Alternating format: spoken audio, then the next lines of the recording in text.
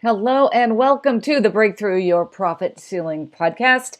I am your host, Janet Fish, and I am very excited once again to bring you another marketing audit. This week I spoke with Elikqite Smargas, and I would say some of the takeaways that I got out of our conversation was we talked about identifying your ideal client or your target market. We talked about having a marketing plan, and we talked a lot about having a written down marketing plan and what the value of having a written down marketing plan is, which is a common theme. It came up on another marketing audit that I did a couple of weeks ago. And so that some of these themes are kind of weaving through, some common themes are weaving through. Once again, focus on the written down part. We talked about email marketing and automation and how to build your list and how to use your list, which, as you know, is an obsession of mine. And I'll talk about that in a second because I've got an upcoming workshop which focuses specifically on email marketing and automation. We touched on hiring people, hiring virtual assistants, how to determine what they do.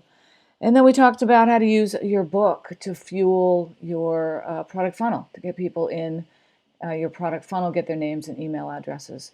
So I hope you enjoyed this episode with another marketing audit. I love them. I think they're really super fun to do. So if you'd like to come on and talk about your marketing strategies and what you're doing and explore how we might improve that, I'd love to have you on. So contact coach@breakawaybusinesscoaching.com. There's a link in the show notes below, and I hope to hear from you. Hope you enjoyed this episode. However, before I let you go, just a quick word on the upcoming email marketing and automation workshop. I'd love to see you there. I want to address one of the biggest challenges and the most significant missed opportunity I'm seeing from my clients: email marketing and automation. I'm hearing over and over again, either I don't have an email list, I have an email list, however, I'm not doing anything with it, or I'm not getting results from emailing my list. The industry says that the return on investment for email marketing is for every $1 spent, $44 is returned. Like, who doesn't want that kind of return on investment? If you're email challenged and you want to take advantage of this valuable asset, come join me in the email marketing and automation workshop. It's a half-day workshop where you'll learn email best practices, and then you'll put that knowledge to work building email campaigns and automations. You will leave that workshop with actual emails and campaigns you can implement right away. All right. Well, so welcome to Marketing Audit. I'm super excited. I've done like 4 or 5 of these, and it's one of my favorite things to do is to work with you, kind of talk about where you are in your business, where you want to go. We'll talk a little bit about marketing. We'll put it out there on the podcast. We'll get some promotion out there. So super excited. So Elikqite Smargas, is that how I pronounce it? Yeah, the G sounds like a J. Okay, Smargas. All right. So Lynn Elikqite Smargas, tell us a little bit about what you do, what your business is, and kind of where you are. So I am currently a content creator, and my business is Right For You, and I create different types of content for small business owners, personalities, and brands, including website content, blogs, newsletters. I also do ghostwriting for people, and I also either ghostwriting or book editing as well. And in addition to that, I also help people with podcast content and podcast production, either launching or relaunching their podcast. Oh, awesome. Good for you. So content creation versus copywriting. Can you kind of give me a distinction? So copywriting is just creating an original content, and then content creation is, I feel what my definition of content creation is creating original copyright for a specific like type of content. So like blog writing is different than if you're writing an editorial article and so on and so forth. So I feel like it just depends on the type of content that you're writing, but you should always be writing original copy because you don't want to plagiarize. Awesome. Well, and let me tell you something. I mean, as a massive content creator myself, I love what you do. And we all of us entrepreneurs need more of what you do, because I love to create content, and I think we all We all need to create more of it. So tell me a little bit more about where you are in your business and kind of where you want to go. Where's the kind of the gap between where you are and where you want to go? So right now I am creating all original content, and I was actually planning on scaling my business. And then my husband and I decided to move out of state to Oregon. So we are now in the house selling / house buying phase, which we actually finally did get a house. And then also my mother-in-law has Parkinson's disease. So we are going back and forth to Atlanta across the country, taking care of her. So I had to put my scaling of business on hold. But one of the things that I was looking to do was scaling my business to create a content membership platform, so that to give me some recurring revenue and that I wouldn't have to be constantly creating original content for new clients all the time. And so clients could pay me a monthly fee and then get content based on travel topics. So it would be specifically for travel professionals, because travel writing is like my, I can do any content, but travel content is absolutely my favorite. And because I love to travel. So go a little bit deeper on where you are specifically in your business and where you want to go. And you don't need to talk, you can talk about revenue, you can talk about number of clients. I mean, whatever you're comfortable with, but kind of give me a better sense for what you're doing right now and where you want to go. Is it like I have X number of clients and I want to grow it to this, or kind of give me a little bit more specifics around that? Yeah. So right now I have, I believe, 7 or 8 retainer clients. And I want to increase that number to 10, because retainer clients are it's not considered scaling, but I like retainer clients because then I'm not having to chase work. I have them every month and I know they're going to give me X amount of dollars because they're on retainer. So that's really great, because then I know, hey, I know I'm getting 500 a month for this person and 1,000 a month from this person. And so that's really good, because that's quote unquote dependable income when you're a Right. business owner. And so I would love to get more retainer clients. And I would also love to do more things like online courses and memberships to scale my business. I'm just trying to figure out how to do the funnel to make all of that happen in a more efficient and effective manner. All right. So when you say you want to do online courses and membership, you mean you want to create courses that you sell, not Correct. write content for somebody else? Yes. So Okay. teaching people how to write blogs and basically doing DIY content for small business owners. So teaching them how to make content that I do for people. And and so doing that type of online course. Awesome. So tell me what you're doing today to get retainer clients. So right now I am in a business networking group called BNI, and I'm always asking my my networking people, like today we had our meeting. And so today I specifically pitched ghostwriting and book editing and gave an example of a client that I currently have. And I'm editing his book and I'm asking him questions. And he's like, oh, it seems like you're really reading through my entire book. I'm like, well, yeah, how else would I edit it? And apparently his last editor did not do that. So I'm looking for, because even though book editing isn't really considered a retainer client, it sort of is, because you're doing it for it's more like a longer term project. And so, sorry, Janet, what was your question again? I completely lost. Yeah. So besides BNI, what are you doing to get clients? So BNI is the main way I get clients. I also, besides my local chapter, I also do a national networking group, and I also go to a podcast party, which you also go to as well. And I also network there as well, because I love networking with other podcasters. And that also helps me with also getting exposure and getting clients. And then I also go to podcast conferences and I sit in on people's tables so that I can meet people and get some podcast clients, because usually podcast clients are retainer clients. All right. And so give me a picture of who your ideal client is. My ideal client has $5 gazillion and wants to give it all to me. That would be mine too, but I don't know a lot of those. Right?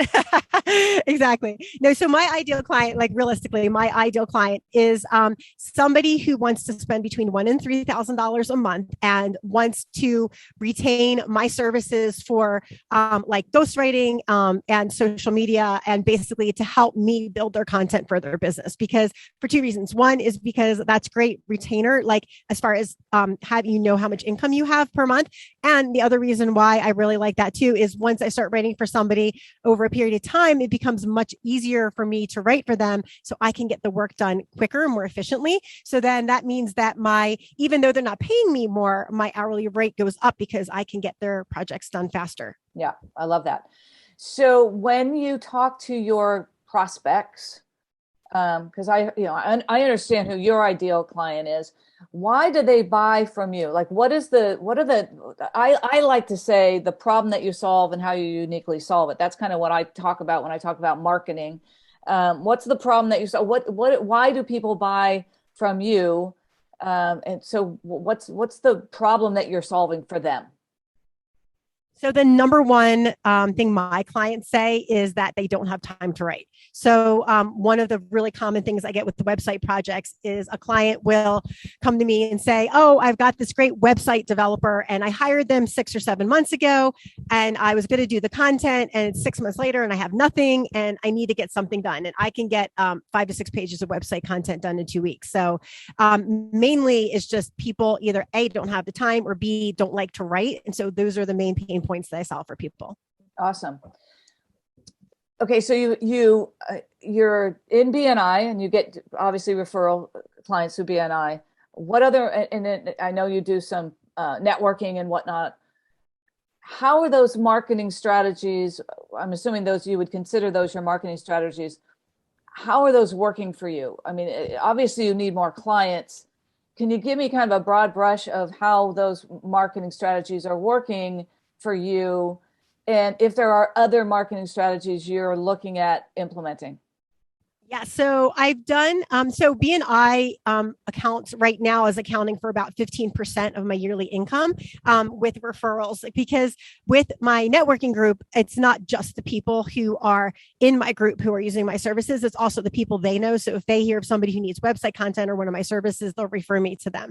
So that's been really great. Another thing that I do that I forgot to mention before is a lot of the networking groups that I'm a part of, I offer workshops, and that's a really great way to let people know about me, about what I do. And then I usually get clients and contacts through workshops as well, either in the conference space or in networking groups. So that's been working. I pick up a couple clients here and there, but BNI is definitely with networking with BNI. That's one of my main ways that I pick up clients. And most recently, I 2 or 3 months ago, I joined the co-working space that I'm at right now, which you can't see because I have this behind me. And then I've been networking and meeting people here. And I have not gotten any definite clients yet, but I have been talking to people who are like, I know I need content. So I see them, I follow up with them, be like, hey, how's it going? Do you need that content yet? Okay, so are you building an email list? I do have an email list, and I just got ConvertKit 2 weeks ago, but I have not actually implemented it on a regular basis yet, which is one of the things I know I need to do. And I just hired somebody to help me with that. Okay, good. Because that is, so I mean, I'm hearing you're doing some marketing. I hear you're getting some traction in that marketing, but I also know that when you're out doing all these networking things, if you're not building that list, you're missing out on a huge opportunity. So I'm glad you're like taking control of that, or saying, yeah, this is something I absolutely need to do, because all those people that you're meeting can go onto that list and you can funnel them into your workshop or funnel them into, so we can get some more traction. So I'm hearing a lot of that you're happy with what you're doing, but I'm also hearing that you don't have enough clients. So what am I missing? So, well, one of the things I am going to be launching in October is a new podcast called Digital Marketing Hot Seat, where we're going to have small business owners on and ask. So it's me and another person from my BNI group. So he also does marketing, but he does social media buys, which I do not do. So we both complement each other marketing wise. And so we're gonna have a lead magnet on that to also, and to get emails for clients. And also obviously the podcast will be bringing in some clients. So I think biggest pain point right now is trying to figure out how to transition from going from where I'm at now, because I can't drop my clients to build the course or build whatever, to, and I'm really good with time management, to like making that transition over from doing everything myself to making it more automated. Well, you talked about hiring a VA. Is that how you're going to do that? Yeah. So I actually have hired 2 VAs. All right. And they're going to build the courses for you.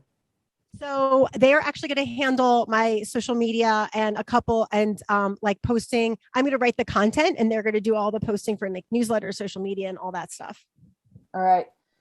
Okay. So so can you break down with the well, let me ask you this question. Do you have are all your marketing activities written down somewhere? Like, do you have a written down plan for each of your marketing strategies? No, I do not.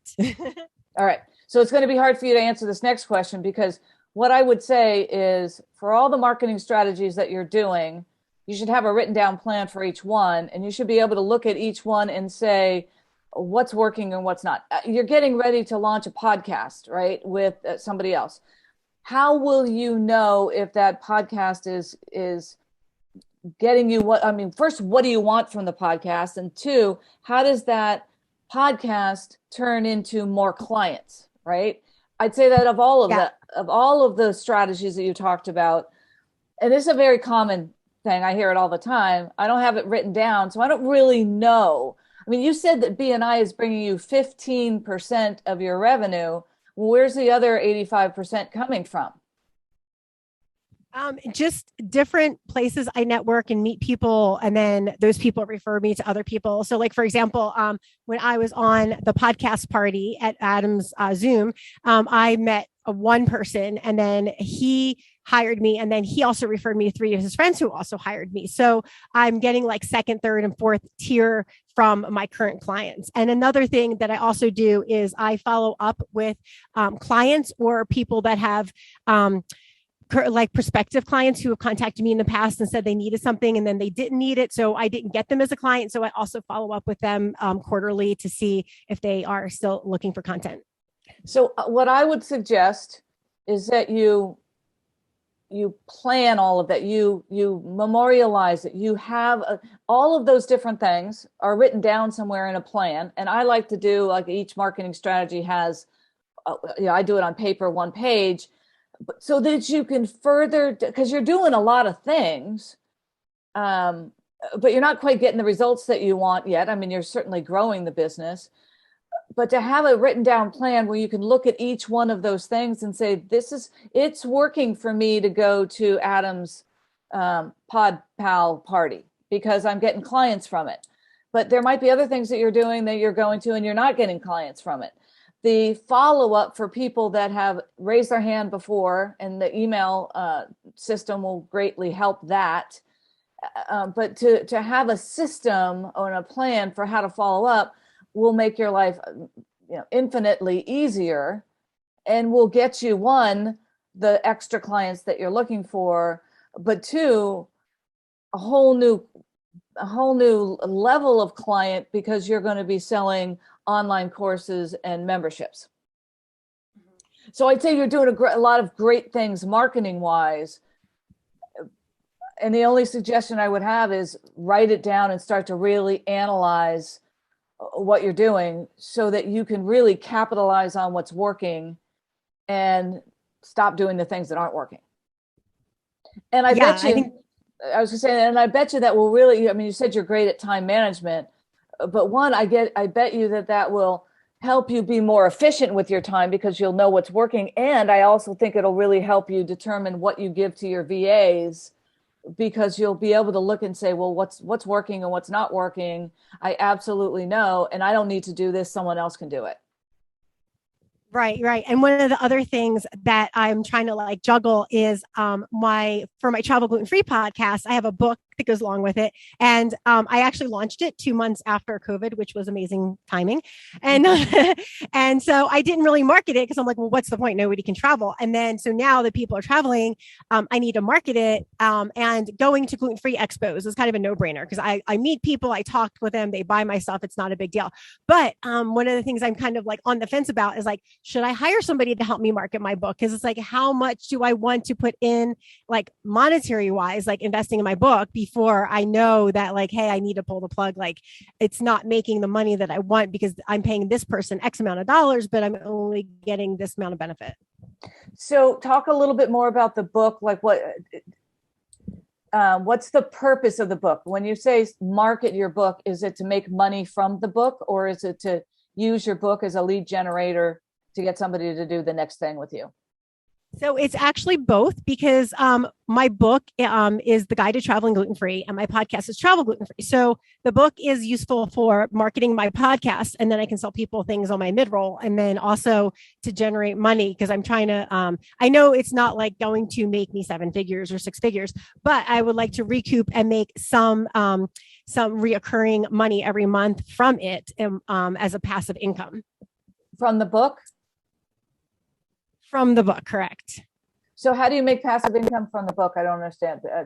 Help me understand that. Oh, just like having people like word of mouth, people buying it, and I advertise it. I haven't been advertising it really heavily, but I'm working on a campaign for Instagram to market my book and things like that. So just do more book marketing, and I'm trying to figure out like where do I stop spending money if how do I realize like what is too much money to be spending on my book or too much time, because I do want to invest money and time to sell my book, but I don't want to obviously do it to the point where I'm not getting a good ROI. So my thought on that is, if I was selling my book, I was paying to advertise my book, to sell my book, I would want that to be a break even. Like, to me, that would be, because anytime I sell a book, I pay to get someone, and someone gets my book. Now I can push them to the podcast. I now have hopefully I can have their email address. I can start putting them into my funnel. So to me, that would be, it's a break even. Whatever I pay to advertise, I want to make up in book sales. And that would be the benchmark that I would use. But once again, I'm going to go back to your marketing now over on a podcast and a book, and which is kind of a different beast, right? It's kind of a different business. If you don't have a written down marketing plan that tells you what you need to do to market it, and then figure out what's working and what's not, we oftentimes just spin and market, and then we look at the bank account at the end of the month and we're like, shoot, it's not really where I want it to be. So my message would be, be judicious about your time, but make sure that a written down marketing plan is part of your strategy.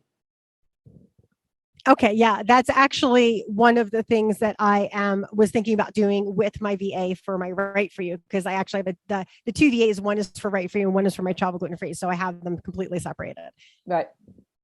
Okay. So is that something that can you see the benefit of having a written down marketing plan?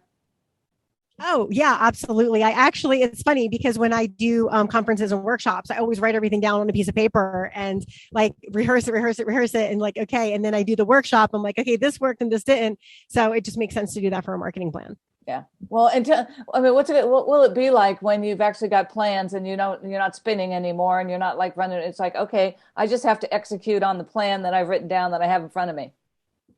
It would be a lot less stressful because then I would know like, okay, I know this is going to work. So I'm going to do X, Y, Z and it's going to work. And then I can take that to the next level.